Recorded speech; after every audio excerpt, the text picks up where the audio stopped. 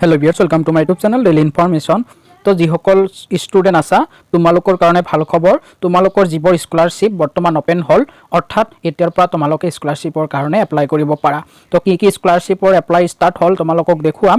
তো এনএছপিৰ আন্ডাৰত অৰ্থাৎ national scholarship পৰ্টেলত যিবোৰ গৈ আমি কৰোঁ স্কলাৰশ্বিপ, যে এনএছপি স্কলাৰশ্বিপ কিছুমান আমি ডাইৰেক্ট কৈ দিওঁ যে এনএছপি স্কলাৰশ্বিপ কৰিছোঁ, একচুৱেলি সেইটো নহয়। NSP scholarship portal, national scholarship portal যোনটো আছে, সেই নেশ্যনেল স্কলাৰশ্বিপ পৰ্টেলত গৈ আমি বিভিন্ন ধৰণৰ স্কলাৰশ্বিপ কৰিব পাৰোঁ। তো নেশ্যনেল স্কলাৰশ্বিপ পৰ্টেলটো বৰ্তমান ওপেন হৈছে, অৰ্থাৎ আমি এপ্লাই কৰিব পৰা হৈছোঁ, আকৌ এপ্লাই কৰিব পাৰিম। তো কি স্কলাৰশ্বিপৰ এপ্লাই ষ্টাৰ্ট হৈছে আজি দেখুৱাম। তো তোমালোকৰ যোনটো ভাল লাগে বা তোমালোকে যোনটো এলিজিবল হোৱা সেইটোত এপ্লাই কৰিব পাৰা। তো মাইনৰিটি স্কলাৰশ্বিপ, প্ৰগতি স্কলাৰশ্বিপ, এছচি স্কলাৰশ্বিপ আদি কৰি বিভিন্ন ধৰণৰ স্কলাৰশ্বিপ বা টেকনিকেলৰ যিবোৰ স্কলাৰশ্বিপ আছে সেইবোৰৰ আবেদন প্ৰক্ৰিয়া ষ্টাৰ্ট হৈছে। অৰ্থাৎ নিউৱে অকল ফ্ৰেছ যোনটো আমি এপ্লাই কৰোঁ, অৰ্থাৎ যেতিয়া আমি নতুন কোৰ্ছত এডমিশ্যন হওঁ সেই সকলেই নহয়, তোমালোকে যদি পাই আছে স্কলাৰশ্বিপ তো তোমালোকে চিম্পলি ইয়াতে ৰিনিউ কৰিব পাৰা। তো এনএছপিত মই ভিজিট কৰিছোঁ, ইয়াতে ভিজিট কৰিছোঁ, মই ক্ৰমত এনএছপি মাৰি দিছোঁ চিম্পলি।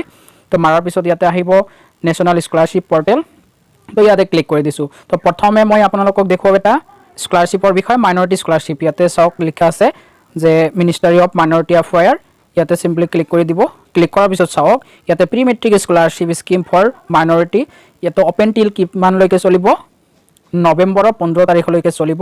এইটো আমাৰ প্ৰি মেট্ৰিক। তাৰপিছত আৰু আছে পষ্ট মেট্ৰিক স্কলাৰশ্বিপ, নৱেম্বৰৰ 30 তাৰিখলৈ চলিব। আৰু মেৰিট কামৰ এটা আছে টেকনিকেলৰ, সেইটো আমাৰ 30 তাৰিখলৈ চলিব নৱেম্বৰৰ। তো এইটো হ'ল মাইনৰিটি স্কলাৰশ্বিপৰ। তো আৰু আছে সেইটো দেখুৱাই দিওঁ, আৰু যিবোৰ স্কলাৰশ্বিপ আছে কাৰ কাৰ।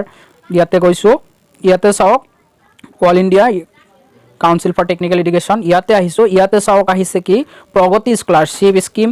তো প্ৰগতি স্কলাৰশ্বিপ স্কিম যোনটোৰ যোগেদি তোমালোকে বহুত ছাত্ৰী আছা, যিসকলে তোমালোকে 50,000 টকা কৰি পালা। তো তোমালোকে চিম্পলি এতিয়া আকৌ ৰিনিউ কৰি দিয়া। তো ৰিনিউ কৰি দিলে নেক্সট ইয়াৰ অৰ্থাৎ নেক্সট ছেমিষ্টাৰত গৈ আকৌ তোমালোকে 50,000 টকাই পাবা। সেইটো হ'ল প্ৰগতি স্কলাৰশ্বিপ। অকল ছোৱালীয়েহে কৰিব পাৰে টেকনিকেল কোৰ্চত, অৰ্থাৎ যিসকলে ইঞ্জিনিয়াৰিং কৰি আছা, ডিপ্ল'মা কৰা অৰ্থাৎ পলিটেকনিক পঢ়া ছোৱালীখিনিও পাৰিবা, বিটেক এমটেক কৰা ছোৱালীখিনিও পাৰিবা।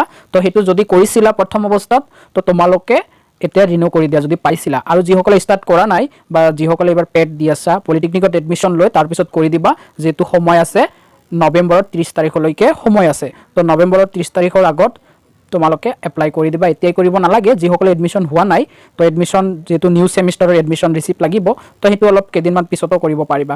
তাৰপিছত আহিছোঁ আৰু এটা স্কলাৰশ্বিপ,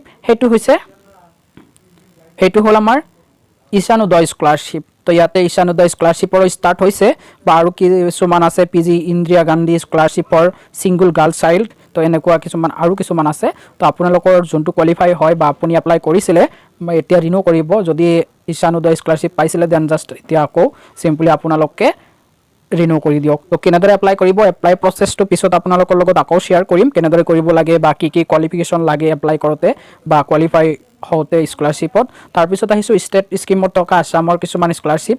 তো ইয়াতে চাওক, ইয়াতে আহিছে pre matric scholarship for SC student. তো ক্লাছ 9-10ৰ SC ষ্টুডেণ্টৰ কাৰণে তোমালোকৰো নৱেম্বৰৰ, তো তোমালোকৰ অক্টোবৰত হ'ল, অৰ্থাৎ ইয়াতে চাওক 30/10/2021 তোমালোকৰ লাষ্ট ডেট হয় SC স্কলাৰশ্বিপৰ প্ৰি মেট্ৰিকৰ। তাৰপিছত post matric scholarship for SC student, তো তোমালোকৰ লাষ্ট ডেটটো ছেমে দিছে 30/10/2021। তো ইয়াৰ আগতে তোমালোকে এপ্লাই কৰা। আৰু যোনটো OBC স্কলাৰশ্বিপ আছে, OBC স্কলাৰশ্বিপটো এতিয়ালৈ ষ্টাৰ্ট হোৱা নাই, কাৰণ OBC স্কলাৰশ্বিপটো অলপ লেট হৈ আছে। তোমালোকৰ এতিয়াও আগৰ স্কলাৰশ্বিপ অৰ্থাৎ আগৰ স্কিমৰ টকাখিনি এতিয়াও হয়তো সোমোৱা নাই। তো তোমালোকে যোনটো কাষ্টৰ হোৱা সেই হিচাপে তোমালোকে যোনটো এলিজিবল হোৱা, তো স্কলাৰশ্বিপৰ কাৰণে এতিয়া এপ্লাই কৰিব পাৰা।